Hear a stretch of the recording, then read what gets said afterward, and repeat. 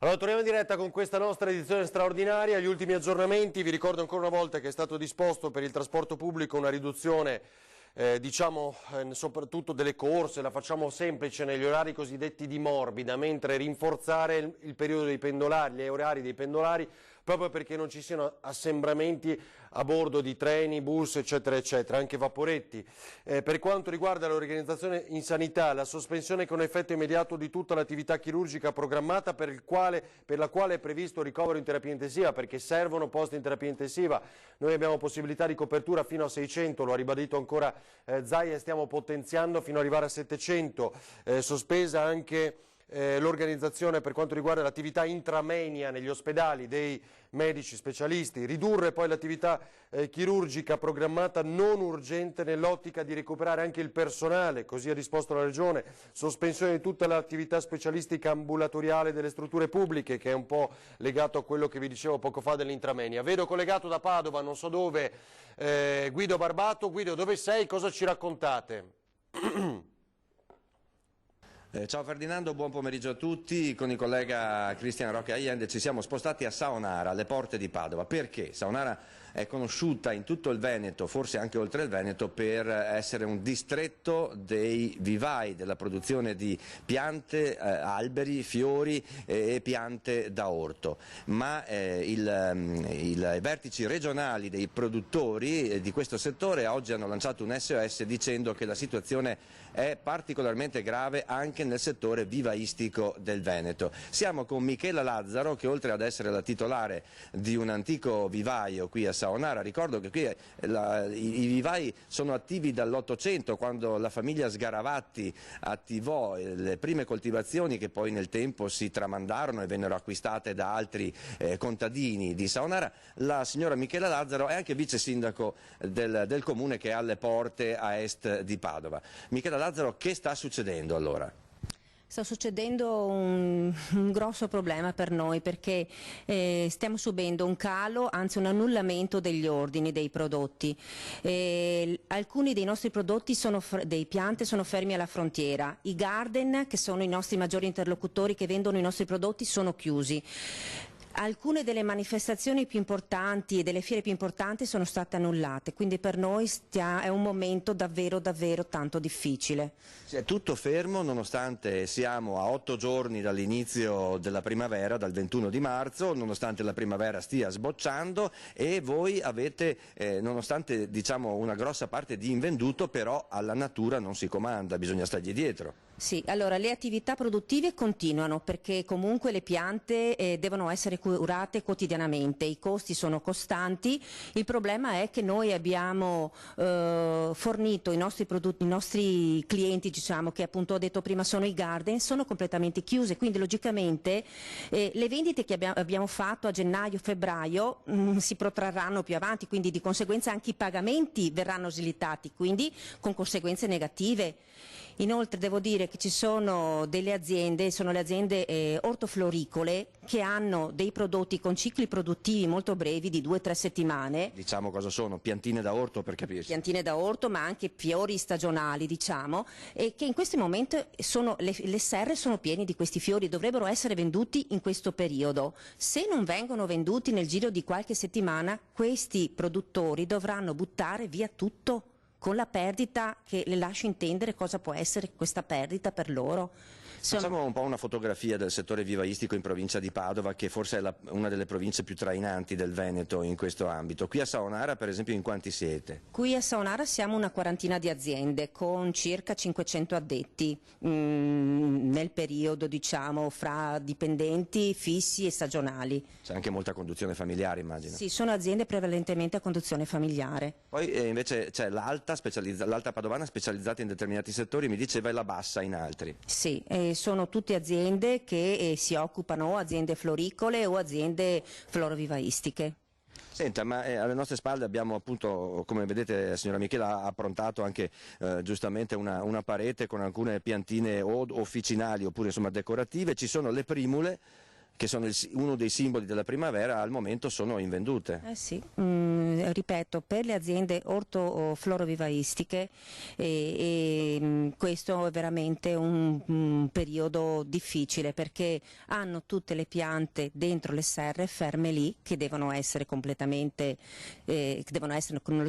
curate, nella speranza di riuscire a venderle nei prossimi mesi, ma se non si riuscirà a venderle nel giro di un mese, queste piante, ripeto, verranno buttate. Quindi queste aziende hanno veramente bisogno di un sostegno, tutte le aziende florovivaistiche. So che ci sono già dei movimenti, ci sono già le associazioni di categorie, alcune importanti associazioni del nord Italia che si stanno muovendo per cercare di sostenere queste aziende, stanno intervenendo con il Ministero per far capire l'importanza del nostro settore, del Made in Italy Green, che è un settore importantissimo.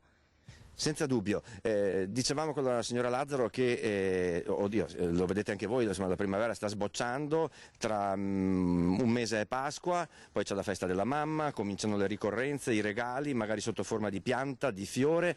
Come si può avviare a questo stop nelle vendite? Siete pronti per consegne a domicilio, cioè, oppure a rifornire i garden perché a loro volta consegnino casomai a chiamata come alternativa alle vendite ferme? La vedo molto dura che un garden si rifornisca adesso dei nostri prodotti. Se il garden è chiuso, cioè adesso sinceramente si fa fatica a fare una programmazione per il futuro, per una vendita fra una settimana, un mese, 2 mesi, cioè qua veramente è una situazione drammatica. Una situazione veramente drammatica, cioè, come fa un garden programmare l'acquisto delle piante adesso? Cioè, Nella grande distribuzione si vendono fiori e piante, però ci siamo anche detti poco fa, le persone in questo momento al supermercato comprano tutt'altro. Sì, anche la grande distribuzione dispone di questo tipo di prodotto, probabilmente il cliente che andrà a comprare il prodotto, diciamo, alimentare magari acquisterà anche la piantina, perché magari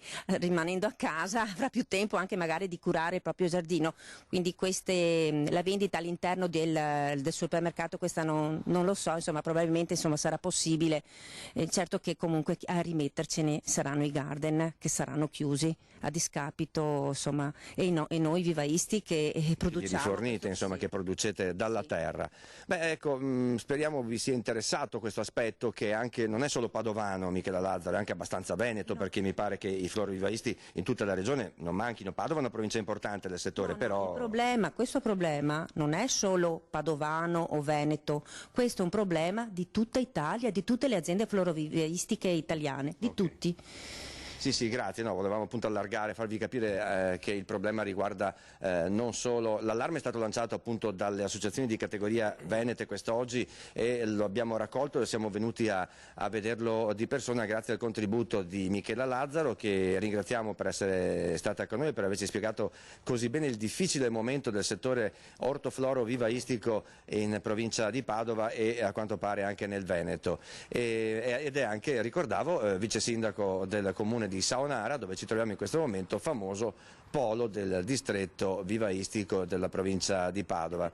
Io vi darei la linea allo studio se siete d'accordo, se avete domande siamo qua. Grazie Guido Barbato e Cristian Roque Allende. Torniamo da voi tra poco per altri aggiornamenti. Saluto e ringrazio il senatore Andrea Ferrazzi del Partito Democratico, grazie per essere con noi. Grazie a lei e saluto a tutti. Allora, di che parliamo? Dei 25 miliardi? Ci dice qualcosa in più? Beh, è stata un'operazione veloce, tanto veloce quanto necessaria. Abbiamo votato l'altro ieri, contemporaneamente o quasi tra Camera e Senato, questa disposizione. Modifica strutturalmente quanto già previsto all'interno della legge di bilancio 2020, stabilisce un nuovo rapporto tra deficit e PIL e quindi mette a disposizione del governo e quindi per gli italiani 25 miliardi di euro. Questo mi si aggiunge ovviamente a quello che dice ora l'Europa, che è un segnale almeno finalmente di esistenza. Massima flessibilità daremo all'Italia tutto quello che chiede, no? Questo è importante. Oggi a Luna, su grande sollecitazione anche del Partito Democratico Italiano, la commissaria, la Presidente della Commissione Europea, affiancata tra l'altro anche da Paolo Gentiloni, ha fatto questa conferenza stampa E diciamolo pure, per rimediare alla terribile gaffe della direttrice della Christine Lagarde, di non ieri, siamo qui per che ha immaginato spread. che l'economia senza una politica, diciamo, monetaria conseguente potesse, cioè che la politica monetaria potesse far finta che nulla stesse accadendo. È stata un errore grave. Lo stesso Mattarella, presidente Mattarella, ieri è intervenuto, se l'ha visto con inusitata fermezza. Anche secondo me. Sì, Il Partito sera, Nazionale, il Partito Democratico è intervenuto con altrettanta forza e grazie a Dio l'intervento della Commissione Europea, l'intervento politico della Commissione Europea ha cambiato rotta, perché se lei ha visto nel giro di poche ore la Borsa di Milano ha recuperato 15 punti percentuali. Esatto. E cosa ha detto la Presidente della Commissione? Ha detto che naturalmente, visto il caso di crisi a livello europeo, a livello sistematico, si interverrà in maniera straordinaria per sostenere le politiche fiscali, ma anche le politiche monetarie che sono di competenza della BCE, per far sì che appunto non ci si giri dall'altra parte, ma si sostengano le famiglie, le imprese, i lavoratori, tutti i settori che sono duramente colpiti. Ovviamente in contemporanea con quello che diceva lei, cioè i 25 miliardi che sono stati messi a disposizione al governo da parte del Parlamento e che ora il governo sta appunto mettendo a disposizione degli italiani attraverso un decreto che uscirà nelle prossime ore. Ora ovviamente aspettiamo. Come sta vivendo questi giorni? Intanto prepariamo il collegamento con l'assessore Gloria Tessarolo, che già vedo e saluto, se può aspettare qualche istante. Cosa dice? Personalmente sono sereno, dopodiché mi rendo perfettamente conto della situazione drammatica che sta vivendo non solamente il Paese, ma il continente, ma il mondo intero. Come stiamo rispondendo? L'Italia sta rispondendo bene. In Italia ci sono stati molti casi positivi, anche per un motivo molto semplice. Siamo partiti presto, abbiamo fatto i tamponi presto, abbiamo verificato la presenza del virus prima di altri paesi che si troveranno nelle prossime settimane nella condizione in cui noi ci siamo trovati adesso, ci siamo trovati 2 settimane fa. Il governo è intervenuto in maniera tanto radicale quanto, come dire, susseguente in base alle esigenze che mutavano di giorno in giorno, e ci sono stati fatti interventi importanti, perché anche i 25 miliardi che abbiamo sbloccato l'altro ieri e che verranno adesso utilizzati a scaglioni, a seconda delle esigenze, non tutti subito, ma diciamo subito quasi un poco più della metà, sono soldi fondamentali, sono soldi per la protezione civile, per intervenire immediatamente, per il sistema sanitario, per le nuove assunzioni, per i nuovi macchinari, per naturalmente anche tutte le spese straordinarie, pensi per esempio alle ore aggiuntive dei lavoratori, degli infermieri, dei medici. Le assunzioni di centinaia e migliaia di medici e di infermieri, ma poi anche tutti gli interventi per le imprese, per le famiglie, per il blocco dei pagamenti, per i lavoratori, insomma un ventaglio di operazioni messe in campo velocemente che devono dare una risposta immediata a questa crisi. Allora voglio salutare, come anticipato, Gloria Tessarolo, assessore sociale del Comune di Treviso. Buonasera, buon pomeriggio, ben trovata Gloria, grazie per essere con noi. Buon pomeriggio. Allora, che novità importanti anche da ricordare un po' a chi ci segue, a chi la segue in questo momento, messe in campo dal Comune e dal suo assessorato? Noi ci siamo mossi da subito innanzitutto per verificare quali fossero le necessità e ovviamente le monitoriamo di giorno in giorno, perché con questa emergenza la situazione non è stabile e quindi siamo pronti a muoverci in base a quello che ci viene segnalato. Ovviamente l'attenzione primaria è proprio verso le fasce più fragili, quindi l'attenzione è verso gli anziani in primis, che sono anche quelli, come dire, che si sono rivelati da subito maggiormente esposti al virus, ma non solo, parliamo anche di immunodepressi e delle persone che devono stare a casa per tutelare la propria salute. Dopodiché stiamo anche disincentivando da quelle che sono iniziative di volontariato che nascono dal cuore, però vanno contro quella che è la ratio di tutti i provvedimenti, e quindi lo stare a casa. Quindi apprezziamo molto e sono tantissime le segnalazioni dei cittadini che si rendono disponibili, ma stiamo riducendo al massimo anche l'impegno del volontariato e principalmente per iniziative di tipo sanitario. Sì, esatto, anche questo è un appello importante, Assessore. Immagino anche voi state lavorando da casa, no, in queste giornate.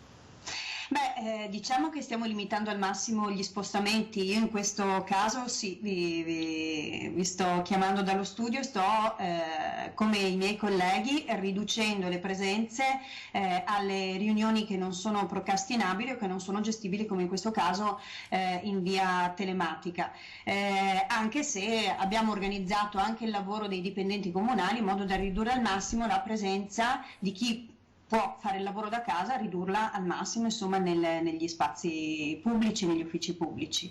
Quindi l'importante, cioè stiamo cercando tutti di ridurre al massimo gli spostamenti. L'attività amministrativa continua, ovviamente noi ci troviamo, facciamo le sedute di giunta necessarie, ma tutto quello che non è necessario ovviamente è saltato. Per quanto riguarda i cittadini, il servizio sociale si è attivato da subito, quindi abbiamo messo in campo, abbiamo messo insieme quella che è la rete di servizi che già sono presenti nel territorio, potenziandola, perché una città come la nostra, vice direttore, ha fatto una riflessione che è importante e che è quella di evitare di di esporre le categorie più fragili magari a truffe.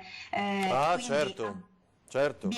Abbiamo scelto di attivare e coordinare quella che è la rete esistente, che mi creda è davvero una rete molto importante. Ci sono tantissime associazioni già molto attive nel territorio e in ambito commerciale ci sono tantissimi commercianti che già fanno le consegne a domicilio. Assessore, prima di tornare al senatore Ferrazzi ancora, ci può citare una truffa di cui lei è venuta a conoscenza che sta circolando? Perché noi cerchiamo di dirle, no, con la maggiore possibilità di diffusione, proprio perché le persone sappiano che un comportamento, un atteggiamento di questo tipo è truffaldino, per non definirlo peggio. Cioè, per esempio, quando sentite che qualcuno si spaccia per protezione civile, che sta venendo nelle vostre abitazioni per effettuare il tampone, ecco, quella chiaramente è da denunciare subito al telefono alle forze dell'ordine. Qualcosa che anche lei non ci sono servizi di questo tipo attivati. I servizi che nel nostro comune sono attivi sono servizi a chiamata, quindi è l'utente che chiama il servizio e la persona è chiaramente identificata. Non ci sono servizi che vengono inviati senza che voi lo sappiate. Non aprite se non avete richiesto né tamponi né pulizie, se non avete richiesto medicinali, se non avete richiesto la spesa. Non viene inviato nulla gratuitamente che voi non abbiate espressamente richiesto. Ecco, grazie Assessore. Resti di solo qualche istante. Arrivando qui, io credo che anche lei, Senatore, abbia avuto questa impressione, cioè queste strade vuote. Che paese siamo diventati nell'arco di pochi minuti? È veramente pochi minuti, perché di fatto sono minuti, ore, vabbè, mettiamo ore. È desolante. Una cosa veramente inedita. Ma dobbiamo avere ben presente che è un intervento di emergenza assolutamente necessario da parte del governo e che durerà il tempo strettamente necessario per farci uscire tutti da questa situazione. Dobbiamo avere un po' di pazienza, 2 o 3 settimane appunto, per ora si fa fino al 3 di aprile, dopodiché vedremo se verranno prese altre disposizioni in funzione naturalmente con l'andamento dell'emergenza stessa, ma sono 2 settimane in cui gli italiani decidono in maniera forte e solidale di stare a casa, di fermarsi, in modo tale che poi con l'espandersi, con l'esplosione della primavera si possa tornare nelle strade alla vita normale, sereni e con il gusto anche di rivederci, di riabbracciarci, di parlare, di un caffè e di ristorante. Un momento particolare abbiamo visto oggi che per esempio Apple ha riaperto in Cina tutti i negozi che aveva chiuso. Abbiamo visto l'altro giorno in Cina la chiusura dell'ultimo ospedale. Ecco, anticipiamo anche nel nostro paese quei tempi. Per far questo è necessario un intervento duro, ferreo da parte del governo, come sta facendo, un accompagnamento per l'economia, per tutte le persone, in particolare le più fragili, e dopodiché usciamo tutti insieme da questa situazione. Sa cosa mi spaventa? Che noi abbiamo raccontato che in 10 giorni sono in grado di costruire un ospedale in Cina, 2 ne hanno fatti addirittura, no? Cosa che per noi è impensabile, soldi che loro hanno e che possono produrre alla stessa maniera, con la stessa rapidità. Noi non abbiamo questa macchina. No, però noi abbiamo un sistema sanitario che è unico al mondo. Sa perché Trump e lo stesso il governo della Gran Bretagna ha tardato così tanto? Perché hanno un problema drammatico che adesso verrà alla luce. Non hanno un sistema sanitario pubblico universale. Un tampone costa $3.200. Tu entri in ospedale, ti viene chiesta di sottoscrivere la tua dichiarazione di redditi e il possesso appunto di un'assicurazione, dopodiché quando esci ti vengono presentate le fatture. e capisce bene che questo non può coniugarsi con un'emergenza nazionale. Noi per fortuna abbiamo costruito nel corso di decenni un sistema nazionale straordinario, pubblico, di sanità pubblica, generalizzato, a disposizione di tutti. Dobbiamo ringraziare i medici, gli infermieri, chi si espone per noi in queste ore, e dobbiamo da domani difendere e potenziare questo sistema. Eppure Trump nel suo discorso, nelle scorse ore, ha detto come nessun paese del mondo sia pronto a questa emergenza come gli Stati Uniti. Un po' di sano americanismo, diciamo, in questo suo discorso, chiaramente. Ma allora, Assessore Tessarolo, prima di salutarla, un ultimo appello, qualcosa che vuole aggiungere? Sì, allora, utilizzate la rete per qualunque necessità, la rete che è già attiva. Chiedete ai vostri medici di medicina generale se avete dei dubbi sul vostro stato di salute. I servizi sociali del vostro comune sono attivi con i numeri di telefono, e nel caso, io immagino anche tanti anziani soli che possono aver bisogno anche di una compagnia, non stanno mica tutto il giorno davanti alla televisione, allora ci sono dei numeri che sono dei servizi sempre attivi. Penso al servizio inoltre della Regione del Veneto, l'800 334 343, penso al numero verde della Croce Rossa Italiana, sempre per offrire un supporto psicologico e di assistenza telefonica, all'800 065 510. Ricordo a tutti i trevigiani che che la spesa può essere consegnata a domicilio dalle principali catene, ma anche dai quasi tutti i negozi di vicinato sono organizzati. Noi presto metteremo una lista che verrà aggiornata in continuazione sul sito del comune, quindi per darvi l'opportunità di ricevere la spesa a casa con i servizi che lo fanno.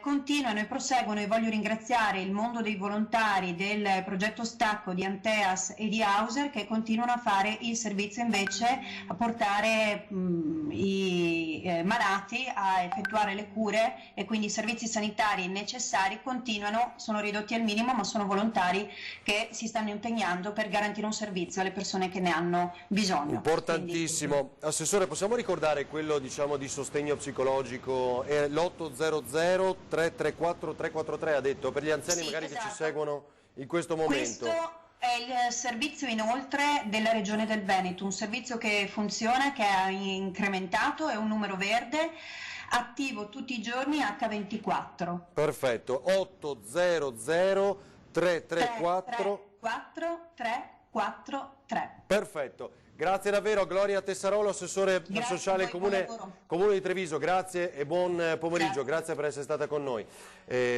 Siamo non solo multitasking, ma qui multimedia. Le volevo far vedere, adesso invece da Skype passiamo alla pagina Facebook di Antena 3. Valentina ci manda questa foto, la figlia Iside, che lancia lei, andrà tutto bene, scrive anche lei con un bellissimo arcobaleno con questo disegno.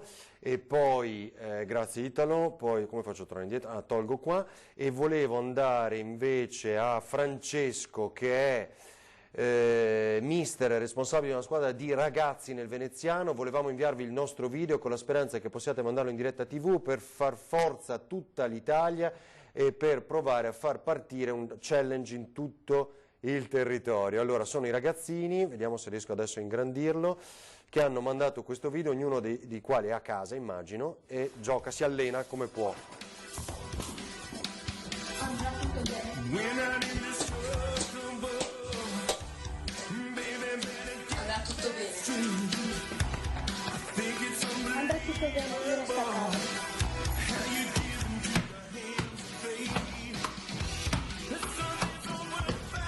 Andrà tutto bene, io resto a casa.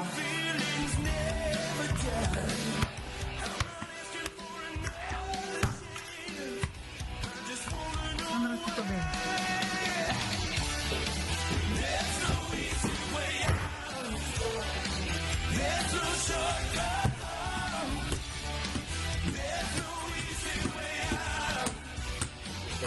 Andrà tutto bene.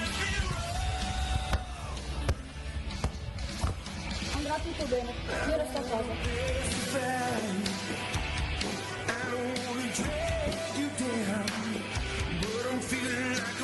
Andrà tutto bene, io resto a casa.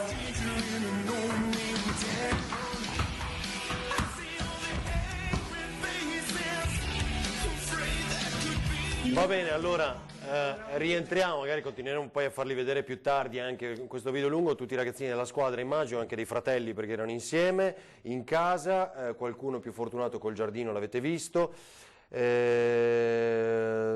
pieno di gente, non ci rendiamo conto, a Jesolo ancora, spero di no, forse sono immagini vecchie, quelle di Jesolo dei giorni scorsi, quante volte eravamo in diretta domenica scorsa, abbiamo mostrato quei video di tantissime persone a Jesolo, ecco è passato qualche giorno e i contagi stanno aumentando, anche alcuni comportamenti così li abbiamo sottolineati, sono sbagliati.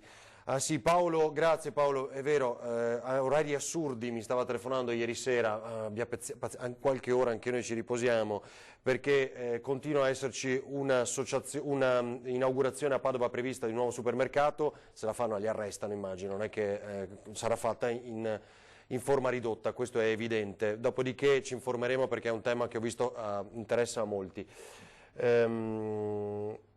È risultato positivo il presidente del Brasile, notizia di pochi istanti fa, Bolsonaro, positivo al coronavirus. Il presidente del Brasile, Jair Bolsonaro, è risultato positivo, notizia di pochi istanti fa, insomma d'altronde... Ma d'altronde un suo assistente l'altro giorno era positivo e quindi... Qual è la punta di diamante di questo intervento del governo? Anche se come immaginiamo non basterà, perché lei l'ha già visto... tra chi chiedeva di riaprire e poi di chiudere, vabbè, lasciamo stare l'aspetto politico, lasciamolo stare, l'abbiamo visto tutti, raccontato nelle... È la velocità dell'intervento e anche l'amore dell'intervento, perché lei ricorderà che il totale della finanziaria della legge di bilancio 2020 è di 30 miliardi e qui stiamo parlando di 25 miliardi, quindi quasi raddoppiamo la disponibilità dei soldi nei confronti degli italiani. È un'operazione veramente straordinaria ed è per questo che abbiamo voluto con forza che l'Europa ci fosse accanto e fosse partner di una consapevolezza complessiva, perché è del tutto evidente, come ha detto Mattarella, che l'intervento nei confronti dell'Italia serve all'Italia ma serve all'Europa stessa. I settori sono 4, come ho detto prima: sanità, protezione civile e naturalmente forze dell'ordine, poi famiglie, lavoro, imprese.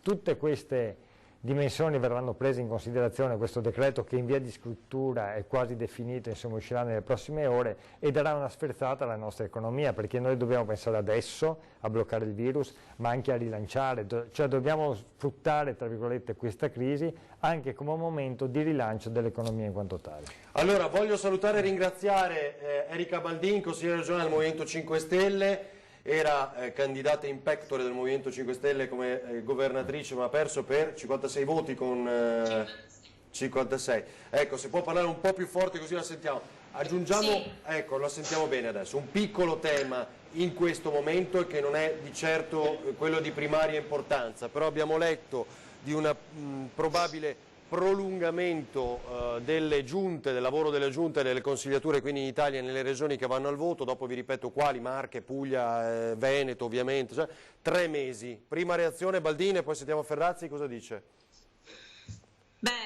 Penso sia ormai indispensabile allungare anche il periodo elettorale, perché questa non è una situazione normale che consente di parlare oltre al discorso insomma del coronavirus, quindi si tratta di fare tutto ciò che è nelle nostre possibilità intanto per abbattere questo mostro che sta creando così tanti problemi non solo in Italia ma in tutto il mondo, e dopodiché ci possiamo occupare delle questioni elettorali insomma che in questo momento poco importano a ciascuno di noi. Baldini, come la sta vivendo?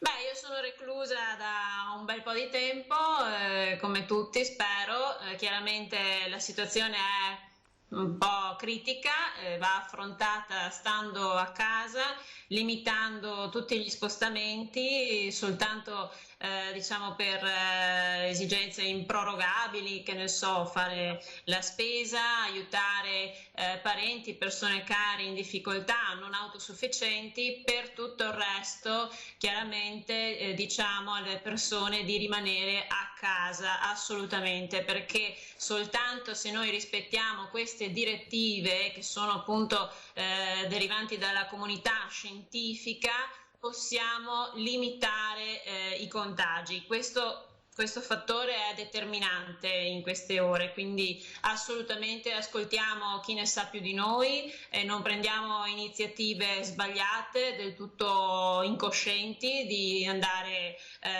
a trovare amici, parenti, restiamo a casa. Grazie Baldina, resti lì solo qualche istante. Sì.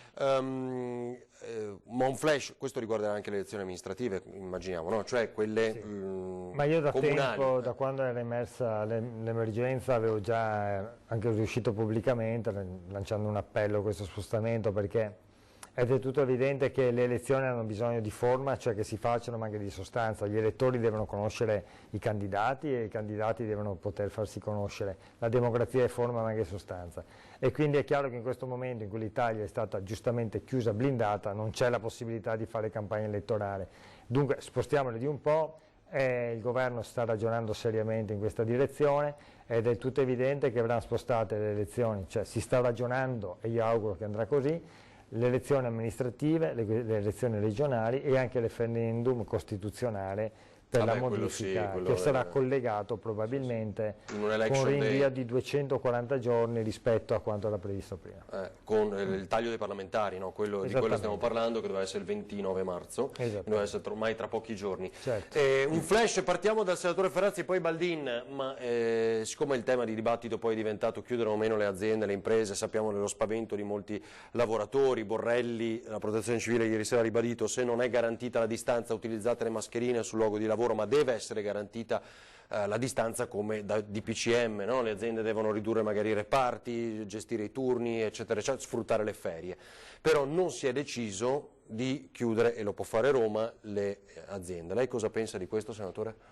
Io penso che il DPCM che è stato siglato da Conte l'altra sera sia importante in questa direzione. È una stretta, è una chiusura, è una blindatura della nostra nazione. Naturalmente non devi mettere nelle condizioni di morire la nazione e quindi anche l'economia. Ovviamente questo deve essere contemperato con la sicurezza prioritaria, ancora prima di questo, dei lavoratori. Per questo proprio oggi è stato fatto un importante incontro tra Conte e le categorie economiche e produttive e i sindacati. Per esempio è stato deciso che tutti gli strumenti, diciamo, per la protezione, mascherine e guanti verranno messi a disposizione gratuitamente a spese del governo nei confronti dei lavoratori attraverso la protezione civile. Bisogna trovarli però, no? Lo sa. Beh, i soldi li abbiamo messi a disposizione, no, ma gli il problema acquisti è che bisogna farli subito. Che è difficile reperirli, no? Come ci hanno detto sempre a livello internazionale e mondiale. Bisogna fare un grande lavoro immediato e veloce di distribuzione attraverso appunto tutti i canali che il governo sta mettendo a disposizione. Ovviamente è anche cura e compito delle aziende di mettere in sicurezza i lavoratori, perché la sicurezza e la sanità sta prima dell'economia, su questo non ci piove. Baldini è d'accordo? Sì, sono d'accordissimo, chiaramente la situazione impone dei sacrifici anche nelle grandi aziende, nei mercati, parlo di quello ittico che è qui vicino a me, essendo io di Chioggia. Dato che non si possono in molti casi rispettare le direttive, quindi la distanza minima di 1 metro da una persona all'altra, perché magari si è in catena di montaggio e c'è appunto l'impossibilità di trovare mascherine e quindi questi dispositivi utili a evitare il contagio, è chiaro che in questi casi non c'è molta alternativa. Quindi bisognerà per forza di cose, insomma, prendere misure drastiche e chiudere quello che non è consentito svolgere in sicurezza completa. Poi c'è anche un problema che riguarda i trasporti pubblici, perché abbiamo visto, insomma, immagini di bus, però treni. Su questo Baldin, così mi dà l'occasione di ripetere, ci aveva già anticipato qualcosa di fatto l'assessore De Berti ieri in diretta Skype da Verona e così poi è diventato realtà. Sono 2 le ordinanze valide fino al 25 marzo. Cosa fa la Regione? Ordina agli enti che affidano servizio di trasporto su gomma e su acqua e per il trasporto su ferro alla Società Infrastrutture Venete tramite Trenitalia, di ridurre a partire da domani l'offerta di servizi minimi e aggiuntivi di trasporto pubblico locale, avendo cura di soddisfare il fabbisogno essenziale di mobilità con particolare attenzione ai flussi pendolari, assicurando comunque l'accessibilità a presidi sanitari, punti di interscambio, eccetera, eccetera, e distanze droplet, quindi insomma necessarie distanze e via dicendo. Quindi magari nei periodi, dicevamo, di le fasce di morbida, quindi quelle meno presidiate da grande afflusso di pubblico, di cittadini, no? Lì meno autobus perché non servono, in questo momento non ci va quasi nessuno, nelle ore dei pendolari, per i pendolari più, ecco. Su questo d'accordo, no?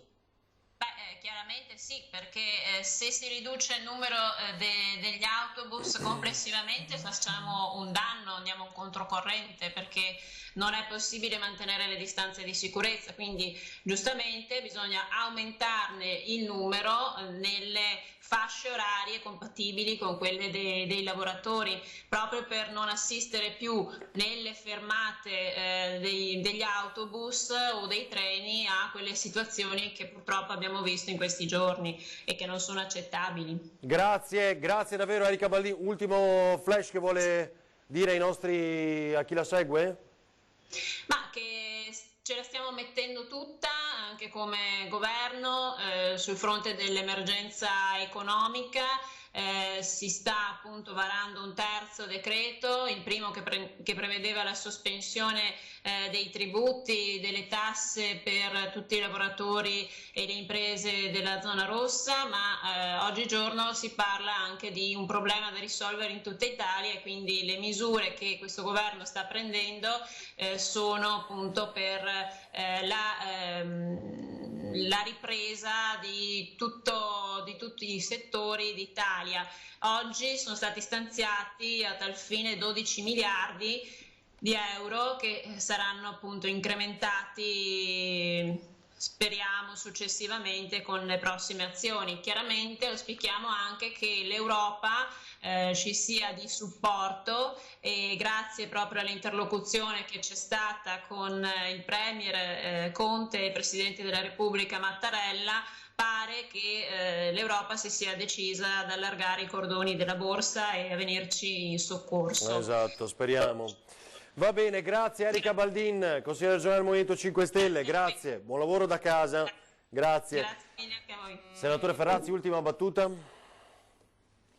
Stringiamo i denti per queste settimane, è una situazione del tutto nuova, le scuole sono chiuse, molte aziende sono chiuse, i professionisti sono in difficoltà, moltissimi sono ammalati anche negli ospedali e all'interno degli ospedali ci sono gli eroi in prima linea, coloro che rischiano del proprio per difendere tutti noi. È una situazione di emergenza, il governo sta facendo la sua parte, è stato fatto un importante voto trasversale l'altro ieri e sono felice di aver visto con i miei occhi che non c'è stato un voto nemmeno dell'opposizione contrario a questo provvedimento di 25 miliardi, teniamo insieme tutte le forze e cerchiamo di uscire il più velocemente possibile da questa situazione. Ce la possiamo fare, ce la faremo e ce la faremo anche velocemente. Grazie davvero, senatore Grazie Andrea a lei, Ferrazzi del grazie a Partito tutti. Democratico. Pochi istanti di pubblicità, poi nuovi collegamenti e aggiornamenti. Vi aspettiamo.